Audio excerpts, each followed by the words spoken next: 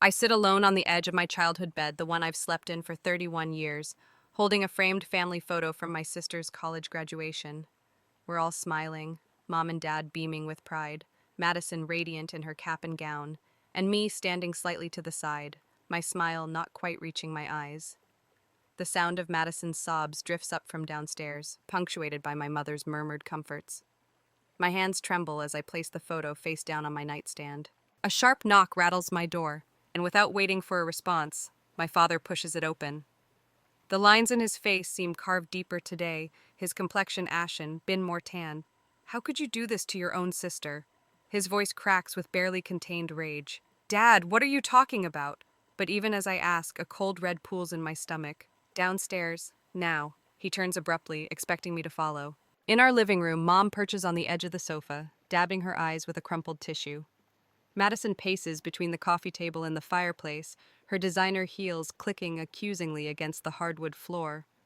Josh, her fiancé, stands with his arm around her shoulders whenever she pauses, his face a mask of stern disapproval. What exactly am I being accused of? I ask, wrapping my arms around myself. Madison rolls toward me, her mascara smeared beneath red-rimmed eyes. My engagement ring is gone, she shrieks. The 3-carat diamond that's been in Josh's family for 4 generations. The accusation hangs in the air between us. And why would you think I had anything to do with that? My voice sounds steadier than I feel. Mom clears her throat. You were the only one home yesterday when Madison took it off to do the dishes. And we found your little saving stash, Dad adds, his eyes never meeting mine. $2,500 hidden in a shoebox in your closet. For a moment, I'm transported back to our childhood Madison and me, climbing the massive oak tree in the backyard, laughing and reaching for the highest branches. Then the image shifts to Madison's graduation from Yale, our parents' faces glowing with pride, while I stood in the background, community college brochure stuffed in my purse. Later that night, as I served the dessert I'd made from scratch, I'd whispered my dream of pastry school, only to be met with polite smiles and quickly diverted conversation. That money is for pastry school, I say, my throat tight. I've been saving for years. Madison scoffs, tossing her perfect hair. You've been talking about pastry school forever, but never had money before. We should check pawn shops in the neighboring towns, Josh suggests, pulling out his phone. It's a distinctive setting, Edwardian-era platinum with weight. I hold up my hands. You seriously think I stole your ring and pawned it? Mom and Dad exchange a look that slices through me, a look of disappointment, but not surprise, as if they've always been waiting for me to reveal my true, lesser nature. Dad squares his shoulders. You have 48 hours to pack your things and leave this house. The decree lands like a physical blow. I search each face for any sign of doubt, any crack in their certainty of my guilt. There is none. Rain begins to tap against the windows as evening approaches, the warm oak tones of our family home suddenly feeling cold and foreign. With a strange sense of calm that comes only in moments of absolute crisis, I open my wallet and remove the small family photos I've carried for years. I place them deliberately on the coffee table. I didn't take the ring, I say, my voice steady. Someday you'll realize that. Mom's tissue doesn't catch her fresh tears. Dad's face hardens further. Madison watches with a strange mixture of triumph and uncertainty as I climb the stairs alone to begin packing. In my room, I stare out the window at the gathering storm. The rain falls harder now, mirroring the tears I refuse to shed. My phone buzzes in my pocket, a text from my cousin Caleb. Whatever you need, I'm here. I press my forehead against the cool glass and whisper to the empty room. Where do you go when the people who are supposed to love you unconditionally believe the worst about you? The house below me continues to buzz with activity, phone calls being made, rumors already spreading, my reputation dissolving in real time. I pull my suitcase from the closet and begin the systematic dismantling of the only life I've ever known. They've made their choice. And now, with the weight of their betrayal pressing down on me from all sides, I have no choice but to make mine. Rain pelts my shoulders as I drag my suitcase through puddles that mirror the dark sky above. The wheels catch on cracks in the sidewalk, jolting my arm with each obstacle, as if the universe itself is creating roadblocks. My phone buzzes again, the 5th time in 20 minutes. I don't need to look to know it's Madison. The thought of her name sends a fresh wave of betrayal washing over me. When I reach Caleb's apartment building, I pause under the meager shelter of the entrance overhang, water dripping from my hair onto already soaked shoulders. The buzzer feels cold under my fingertip. It's me, I say, my voice barely audible over the storm. Caleb's apartment is small and cluttered with military memorabilia and textbooks from his night classes. But it's warm in a way that has nothing to do with temperature. The couch has been transformed with fresh sheets, a folded blanket, and a pillow that looks newer than anything else in the apartment. A stack of clean towels sits on the coffee table beside a mug of steaming tea. You're soaked, he says, taking my suitcase. Get changed and we'll talk. In the bathroom, I catch my reflection in the mirror mascara trailing down cheeks I didn't realize were wet with more than rain. The woman staring back at me looks like a stranger, her eyes holding a hollowness I've never seen before. When I emerge in borrowed sweatpants and an oversized Air Force t-shirt, Caleb sits waiting, 2 mugs of tea on the coffee table between us. Start from the beginning, he says. And there's no pity in his voice, just steady resolve that somehow makes it possible to speak. My phone buzzes for the 30th time that morning, 29 notifications I've ignored. But this one demands attention, my boss's name flashing on the screen. I answer with a hand that won't stop trembling. Isabella, his voice catches. Look, you know I think you're a great employee, but the Morgans are our biggest donors for the community fund, and Madison's fiance's family. They own half the commercial property downtown. The pit in my stomach deepens with each word. We can't have this kind of publicity, I'm sorry.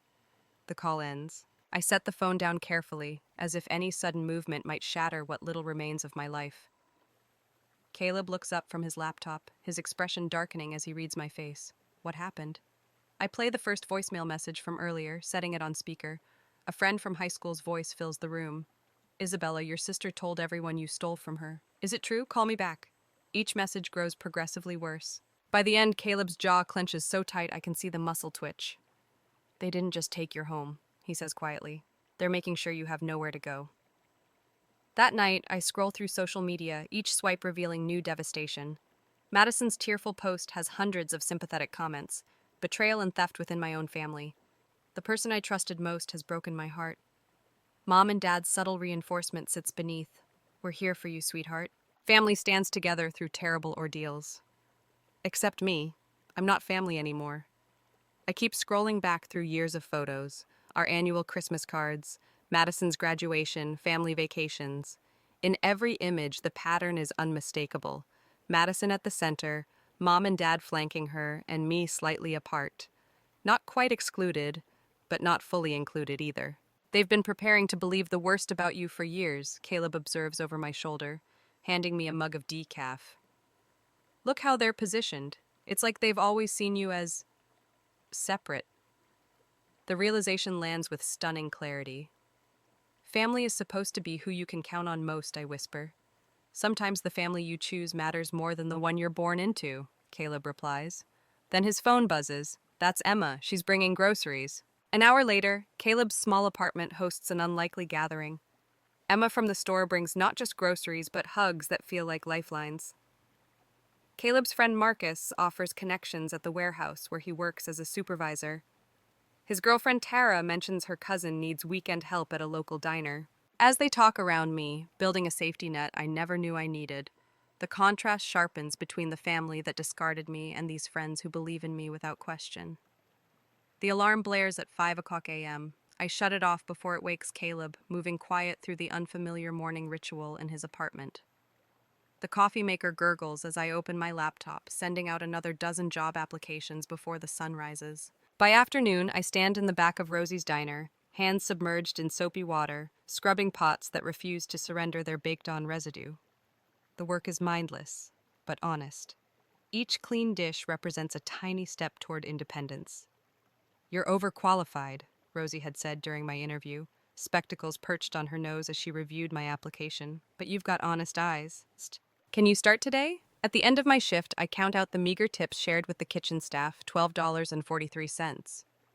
I record the amount in a small notebook Caleb gave me, adding it to yesterday's earnings. The growing tally represents more than money. It's the first chapter of my self-reliance. That evening, I walk into the credit union with my first week's pay, heart pounding as I approach the teller. I'd like to open an account, I say, my voice stronger than I expected. Just my name on it. The simple act of signing my name alone on the form feels like planting a flag on newly discovered territory. 3 weeks later, the letter arrives at Caleb's apartment, heavy cream stationery, my father's law firm's letterhead prominent at the top. My hands tremble as I read, demands to cease harassment of the Morgan family, threatening legal action if I continue attempting contact. Caleb reads over my shoulder, his expression grave. They're creating a paper trail, but I haven't even tried to contact them, I say. I whisper, the paper shaking in my hands. They're building a narrative, making themselves the victims. Caleb takes the letter, holding it carefully. We should keep this. That night, sleep evades me. The uncomfortable couch pokes at my back as I stare at the ceiling, moonlight casting shadows across unfamiliar terrain. Behind my closed eyes, memories surface. Madison at the kitchen sink, laughing about something Josh said, slipping off her ring to wash dishes. I bolt upright, sudden clarity washing over me. The ring I remember now. Madison set it on the counter edge. I saw it wobble, watched it slide into that gap between the counter and the wall. I'd meant to mention it, but Mom had called me to help bring in the groceries. My finger hovers over Dad's contact on my phone. One call could end this, one simple explanation. Slowly, I set the phone down. They wouldn't believe me anyway. Certainty settles into my bones like a truth I've always known but never acknowledged. Tomorrow, I'll pick up extra shifts at the diner. Next week, I'll follow up on the warehouse application. And someday, I'll build a life so solid that their absence feels less like an amputation and more like a distant scar. My hands cradle the envelope, turning it over 3 times before I dare to rip it open. The warehouse break room falls silent as my co-workers lean in, their coffee cups paused midway to lips. Well? Marcus asks, his weathered face creasing with anticipation. I pull out the official letter and scan the first paragraph. The words blur, then sharpen as my vision clears. I got it, I whisper. Then louder. They promoted me to shift supervisor. The room erupts in cheers that feel genuine, not the polite, measured approval I grew accustomed to at family dinners. Marcus claps me on the shoulder with calloused hands, and Janice, who trained me 9 months ago when I was stumbling and desperate for any job, wraps me in a hug that smells of cardboard and cinnamon gum. Nobody deserves it more, Isabella, she says. From dishwasher to warehouse supervision in less than a year, that's real grit. I don't tell her about the nights I practiced inventory systems until my eyes burned, or how I memorized shipping regulations on my lunch breaks. Some transformations happen in the quiet spaces between survival. The apartment key feels substantial in my palm as I climb 4 flights of stairs. My thighs burn by the 3rd floor, a familiar discomfort I'm growing to appreciate. Pain with purpose feels different from pain without reason. Home sweet home, I murmur, pushing open the door to my studio apartment. It's smaller than my childhood bedroom, with one window overlooking a brick wall and pipes that knock when the upstairs neighbor showers. But the first month's rent and security deposit came from my own earnings, saved dollar by dollar over half a year. No family loans, no conditions attached. I drop my backpack on the futon that doubles as my bed and collapse beside it, still in my work clothes. My fingers find the crinkled newspaper folded in my pocket, the one I've been avoiding all day. With a deep breath, I smooth it open on my lap. Madison's perfect smile beams up at me from the society page. Local attorney to wed investment banker in spring ceremony, the headline announces. Josh stands beside her, his arm possessively around her waist, the replacement ring glittering on her finger. My stomach lurches. I press my hand flat against the cold brick wall until the dizziness passes. Christmas decorations frame their photograph, a wreath in the background, tiny lights twinkling. The holiday season has ambushed me, appearing in store windows and radio jingles when I wasn't looking. For 31 years, Christmas meant Mom's sugar cookies, and Dad reading "'Twas the Night Before Christmas" on Christmas Eve, no matter how old we were. It meant Madison and I hanging ornaments on the tree, fighting over who got to place the star on top. A knock at my door saves me from drowning in memory. Caleb stands in the hallway, holding a small tabletop Christmas tree in a plastic pot, its miniature branches dusted with fake snow. "Thought you might need this," he says, setting it on my kitchen counter, which is really just a 2-foot section of the wall with a microwave and hot plate. Time to make new traditions. He doesn't mention the newspaper or ask why my eyes are red. This is what real family does. They know when to speak, and when silence is the greater kindness. My apartment transforms slowly, one personal touch at a time. A wall of Polaroid photos grows beside my futon, snapshots of people who entered my life after everything fell apart. Caleb teaching me how to change a flat tire, Emma and her girlfriend inviting me to Sunday brunch, Marcus showing me how to operate the forklift. My calendar hangs beside them, January 15th circled in red marker. Beside it, the confirmation email for my night classes in business basics, printed and tacked up as a daily reminder. I'm reviewing my bank statement at my small folding table when I allow myself a rare moment of pride. 9 months of careful budgeting has yielded consistent growth in my savings, not enough for tuition yet, but a foundation, evidence of possibility. To Isabella, 6 voices cheer in unison, raising glasses above plates of half-eaten diner food. Emma organized this birthday gathering, my first since the implosion of my old life. The booth at Denny's isn't exactly the formal dinner my parents would have arranged, but the laughter feels more nourishing than any gourmet meal. Open mine next, Caleb urges, sliding a small package across the table. Inside is a gift card for professional clothes. For when you start taking over the business world, he explains. Each gift reflects thoughtful attention to who I'm becoming. A cookbook from Emma, pastry tools from Marcus and his wife, even a set of quality knives from Janice, who barely knows me outside of work. I want to say something, I announce, my voice steadier than I expected. A year ago, I had a bigger house but a smaller life. The words catch in my throat, but I push through. Thank you for showing me what real support looks like. Caleb raises his coffee mug. To the strongest person I know. The phrase settles over me like a new identity I'm still trying on for size. The fluorescent lights of the hardware store cast everyone in an unflattering glow.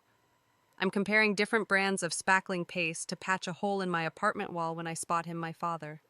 Examining electrical switches 3 aisles over. Time slows as he turns slightly, his profile achingly familiar, the same wire-rimmed glasses, the same methodical way he reads product specifications. For a second, his eyes flick toward me. A flash of recognition crosses his face. Before he deliberately turns away, continuing his shopping as if I'm a stranger. I wait for the collapse, for the pain to drop me where I stand. But my hands remain steady on the spackling container, my breathing even. I complete my purchase and walk to my car. There I sit, gripping the steering wheel. Later I tell Caleb it hurt less than I expected. The realization arrives like a revelation. Your emotional hold is weakening. Strangers can't break your heart twice. Tell us about a time you overcame a significant professional challenge, says the woman on my laptop screen, her voice slightly distorted through my cheap speakers. I'm dressed in the blazer from Caleb's gift card, sitting at my folding table, now draped with a tablecloth to look more professional for this video interview. Behind me, I've hung a curtain to hide my futon. When I lost my previous position unexpectedly, I begin the carefully rehearsed answer. Flowing naturally, I had to rebuild my professional network from scratch. I started at entry level in a new industry, identified mentors willing to teach me, and earned 3 promotions within 9 months. I don't mention family betrayal or false accusations. Some details don't belong on resumes.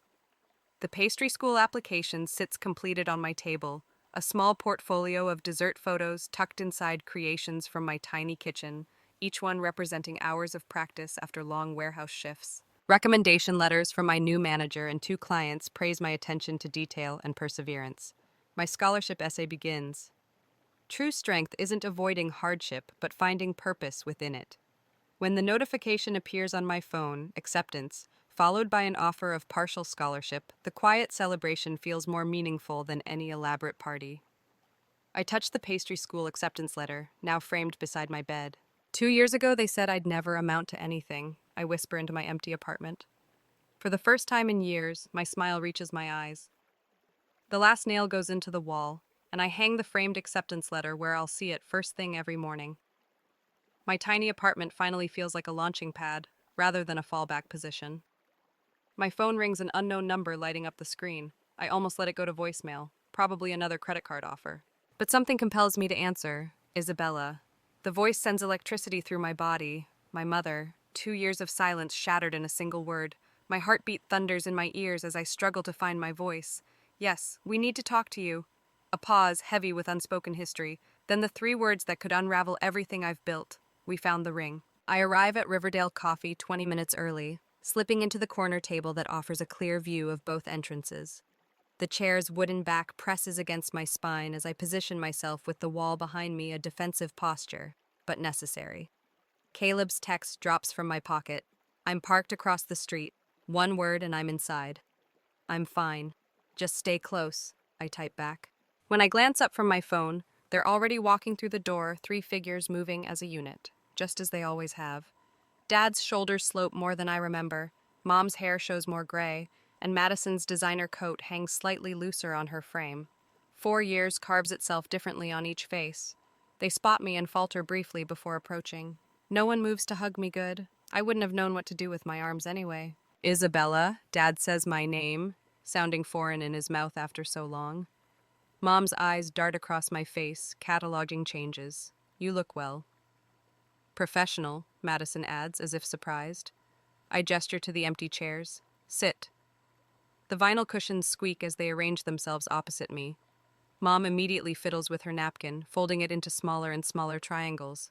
Dad's throat works with unspoken words. Madison's left hand trembles slightly, her wedding ring catching the overhead light. You said you found the ring? My voice comes out steadier than I expected. Dad clears his throat. Yes, during the kitchen renovation last month, he can't quite meet my eyes. Behind the counter, in that gap near the sink.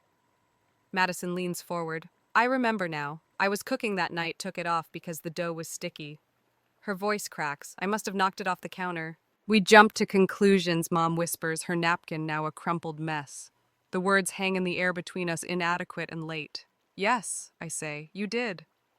Silence fills our table.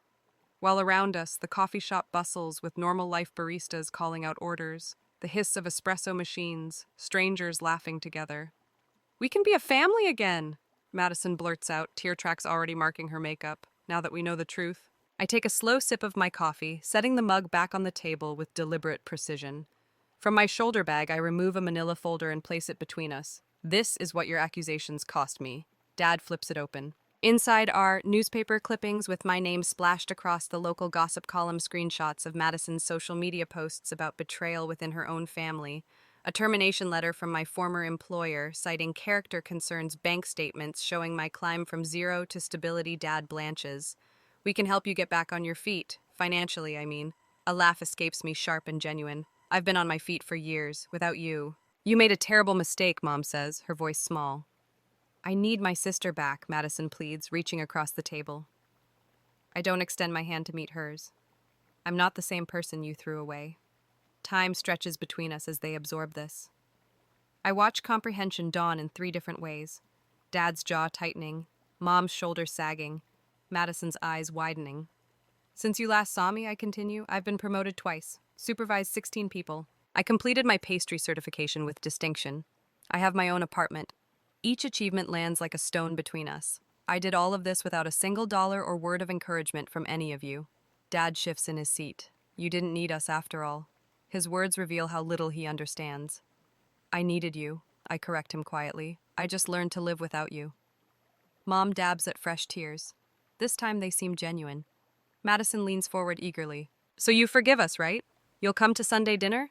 Mom's making pot roast this weekend. I take another deliberate sip of coffee, feeling their anticipation build. 4 years ago, I would have jumped at this opening, grateful for any crumb of acceptance. Forgiveness and reconciliation aren't the same thing, I say finally. What does that mean? Madison's voice rises slightly. It means I can forgive without pretending nothing happened. It means I decide the terms of our relationship now. I meet each of their gazes in turn. No Sunday dinners, yet. Coffee once a month, phone calls, maybe. We start small and see where it goes. But we're family, Mom protests. Family doesn't evict family on suspicion, I reply evenly. Family doesn't destroy reputations without proof. Family believes in each other. I stand, dropping cash on the table for my coffee. You'll need to earn that word back. I shoulder my bag and walk away, the rhythmic click of my boots against the tile floor punctuating my exit. Through the window, I see the reflections watching me go, 3 faces wearing identical expressions of dawning realization. I am no longer theirs to summon or dismiss. Caleb straightens as I approach his car. How did it go? I slide into the passenger seat and buckle my seatbelt before answering. They found the ring, I say, but I found myself. My phone vibrates in my pocket. I pull it out to find an email notification glowing on the screen, the job offer in Texas officially extended. A door opening to a future where I'm defined by where I'm going, not where I've been. Caleb raises an eyebrow. Good news? I smile, the first genuine one of the day, the best kind. Options. I smooth my napkin across my lap as my mother refills my water glass for the 3rd time. The late afternoon sun slants through my apartment windows, catching the edges of the frame the pastry school certificate on my wall. 6 months of careful, measured family reconnection has established a rhythm. I can almost predict Mom's nervous chatter, Dad's cautious questions about my job, Madison's overeager compliments on everything from my throw pillows to my haircut. Isabella, these lemon bars are divine, Madison says, brushing crumbs from her lips. You've always had such a gift. I nod my thanks. The words unlike you hang unspoken between us. Despite the ring's discovery and their tearful apologies, something essential remains broken. Their sudden interest in my culinary talents feels like discovering water in the desert after dying of thirst. Welcome, but far too late. Your apartment is so cozy, Mom says, her eyes darting to the compact kitchen where I've maximized every inch of counter space. I recognize the familiar pattern, her praise always carrying a hidden asterisk. It suits me, I reply, the firmness in my voice surprising even me. I've made it exactly what I need. Dad clears his throat, the sound I've come to recognize as his preparation for broaching difficult topics. The hospital is looking for a new office manager, in billing. Margaret heard about it from Susan Rivers. The pay's better than whatever they're giving you at that warehouse, and you'd be closer to home. Home. The word lands like a stone in still water, ripples of meaning expanding outward. Their home was never truly mine, just a place where I existed in their shadow. I take a deliberate sip of water, feeling the weight of the sealed envelope in my desk drawer, the job offer from Holden Logistics in Austin, complete with relocation bonus and health benefits. The culmination of 6 months of late-night applications and video interviews, conducted in my supervisor's office after my shifts ended. Actually, I say, setting my glass down carefully, I have some news. 3 pairs of eyes fix on me with varying degrees of expectation. I've carefully maintained our Sunday coffee meetings while declining dinner invitations, birthday celebrations, and holiday gatherings. Each boundary I've established has been met with thinly veiled disappointment. Each limit tested like a child pressing against the newly erected fence. I've accepted a position as Regional Logistics Manager for Holden Transportation. In Texas, I start in 3 weeks. The silence that follows is absolute. Even the refrigerator's constant hum seems to pause in recognition of the moment's weight. Texas? My mother's voice rises an octave, her hand flying to her throat. But we just found you again. You can't be serious, Dad says, leaning forward. After everything we've done to make amends. Madison's eyes fill with tears right on cue. You're punishing us, deliberately. We've apologized 1,000 ways. And there it is, the immediate centering of themselves in my narrative, my opportunity, my achievement, my future immediately reduced to a reaction to them. 6 months of cautious reconciliation crashes against the rocks of their self-absorption. This isn't about you, I say, the words emerging with a calmness that belies the thundering of my heart.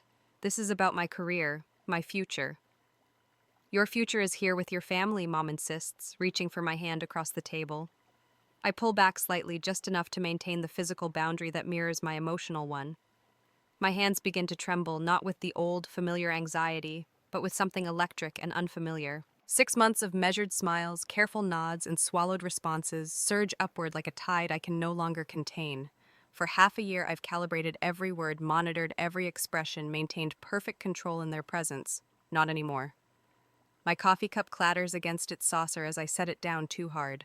The sudden sound makes Madison jump. You didn't just accuse me, I say, my voice breaking free of the controlled politeness I've maintained for months. My words come faster, louder, untethered from my usual restraint. You condemned me without trial. You destroyed my reputation, cost me my job, and threw me out with nothing but a suitcase. I stand abruptly, knocking my chair back. My mother gasps. I've never moved so suddenly, spoken so forcefully in her presence.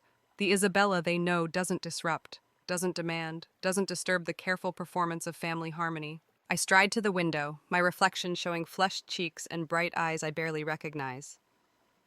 The evening shadows lengthen across the parking lot as something long buried in me finally reaches daylight. Do you know how many holidays I spent alone? My voice rises with each word, tears I've never allowed them to see now streaming freely down my face. How many achievements I celebrated without family. The first time I sold pastries at the farmer's market, I looked up expecting to see you, forgetting for just a moment that you weren't there, that you chose not to be there. I spin around to face them, these strangers who share my blood but not my battles. My chest heaves with ragged breaths. For the first time in my life, I make no effort to appear smaller, quieter, more acceptable in their eyes. You're not sad I'm leaving. The truth bursts from me raw and unfiltered. You're sad you can't control my forgiveness timeline. Dad's face hardens, then softens in a way I've rarely seen. Beneath his anger, something like respect flickers. We deserve that, he admits, the words seemingly wrenched from him. Mom dabs at her eyes, but for once, her tears seem genuine rather than performative. I'm so sorry, Isabella. Not just for what happened, but for how we've handled everything since. We've been trying to fix us without seeing you. Madison stands, smoothing her designer jeans with shaking hands. We don't deserve your forgiveness. This move isn't about forgiveness or punishment, I clarify, feeling strangely lighter. It's about building the life I want, not rebuilding what was taken. The conversation shifts then tentative questions about my new position, the apartment I'll be searching for in Austin. When they finally leave, the goodbye is subdued, but marked by a new understanding, perhaps the first honest exchange we've had in years. I stand at my sink, washing dishes, watching my reflection in the darkened window. The night envelops the world outside, while inside, the warm lights of my small apartment, my creation, my sanctuary, illuminate the woman I've become.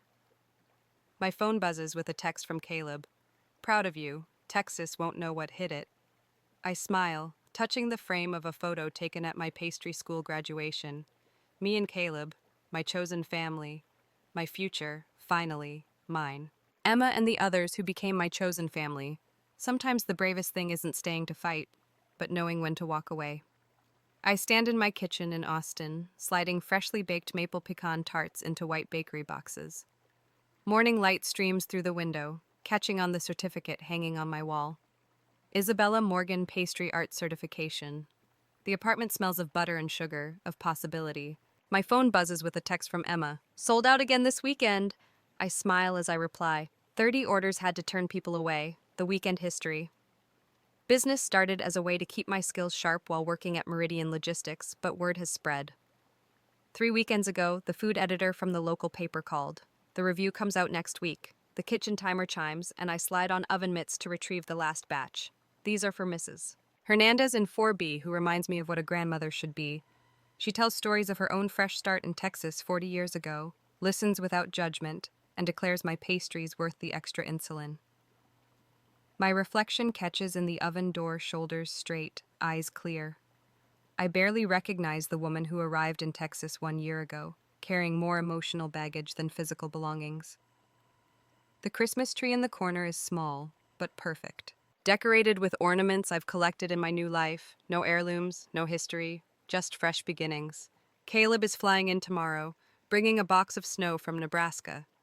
So you don't forget your roots, he joked on our last video call. But my roots have changed, growing in new soil. Across my dining table are applications from 3 young women seeking mentorship through the Fresh Start program I launched at work. Women facing family estrangement, domestic disruption, financial crisis. Women like I was. Family isn't just who raises you, it's who lifts you up, I tell Jasmine, my current mentee, during our Tuesday lunch meetings. Sometimes the hardest thing is letting go of who you thought they were. I seal the last box with a sticker bearing my logo. A simple oak tree with spreading branches, ironic perhaps. But the oak in our backyard was the one place where Madison and I once found common ground. Some roots feed you, others just hold you in place. Madison's letter sits on my counter, read twice since it arrived yesterday. Unlike her previous communications, this one contains no guilt, no demands for instant forgiveness, just photos of Mom's birthday, Dad's retirement party, their new puppy. At the end, a single line, we're learning to respect your boundaries. Too little, too late, maybe. But as Caleb says, healing happens on your timeline, not theirs. The suitcase lies open on my bed as I carefully pack specialty pastries in travel containers, cranberry orange scones, chocolate bourbon pecan tarts, gingerbread cookies with lemon glaze. Not peace offerings, gifts. There's a difference. Tomorrow I fly back to Nebraska for the first time since I left. Not for Christmas, I'm spending that with friends here, but for a brief visit before the holiday, on my terms. 3 nights in a hotel, not in my childhood home. My phone pings with an email notification. A storefront is available for weekend lease in the Arts District. Perfect for a pastry shop that's outgrowing my apartment kitchen. I've run the numbers. With my logistics salary and growing customer base, it's viable. Caleb's latest text appears. Just got approved for the transfer request. Texas by March if you'll have me. I smile, warmth spreading through my chest, the universe expanding rather than contracting. The Nebraska air hits my face like a slap of memory as Caleb and I exit the rental car in front of my parents' house. Frost crunches beneath my boots. My breath forms clouds that dissipate in seconds like so many things I once thought permanent. Ready? Caleb asks, carrying the pastry boxes. I nod, straightening my shoulders. Just a visitor, not seeking a home. Mom opens the door before we reach it. She's aged hair grayer than in my memory. Her arms twitch, as if to hug me, then fall back to her sides, respecting the boundary I established in our last phone call. Isabella, she says, voice tight with emotion, you look wonderful. Dad appears behind her, nodding stiffly. Madison hovers in the living room doorway, uncertainty written across her face. Inside, the house smells the same mom's potpourri, Dad's pipe tobacco lingering, despite his quitting years ago. Familiar furniture, familiar photos. But the space feels smaller, compressed by time and distance. Your hair is different, Madison offers. Yes. I touch the shoulder-length cut styled with confidence rather than pulled back to disappear. Texas is hot. Conversation stutters and starts around the dining room table. Mom mentions church friends I barely remember. Dad asks carefully about my job, genuinely impressed when I explain my role managing international shipping logistics. Madison's husband, Josh, is conspicuously absent. He's working, she explains, twisting her wedding ring. He says hello. I don't believe her, but it doesn't matter anymore. After dinner, I step out the back door into the cold night air. The oak tree stands silhouetted against the star-speckled sky, exactly where it's always been. But something's different. It looks smaller, Caleb says, joining me with 2 steaming mugs of coffee. I accept one, warming my hands around the ceramic. I was just thinking that. I used to think it touched the clouds. We stand in companionable silence, watching our breath mist and fade above us. Orion's belt gleams, clear and bright, the same stars I see from my apartment balcony in Texas. You know what's strange? I sip the coffee. I expected to feel something dramatic, vindication, resentment, something. But mostly I feel peace, Caleb suggests. Perspective, I correct him. I can see the whole picture now, them, me, this tree. I just drew with my mug, it's just a tree. Not a monument, not a metaphor, just a living thing that grew as best it could with the light it was given. Caleb bumps my shoulder gently with his, like someone else I know. Inside, I hear Madison's laugh, Mom's response, life continuing with or without me at its center, and that's okay. My phone vibrates in my pocket, a text from Mrs. Hernandez about tomorrow's pastry order worlds away. The message includes a photo of the Texas night sky with a caption, "Same stars watching over you there and here." I smile at the coincidence, at the truth of it. Some connections remain unbroken by distance or time. Others are forged anew, stronger for being chosen rather than inherited. The family that raised me gave me roots. The family I chose gave me wings. But the strength to use those wings that came from learning to stand alone. As I look up one last time at the sky arching over my past and my future, I know with quiet certainty that I'm exactly where I need to be on the path I've carved with my own hands, under stars that shine in both worlds.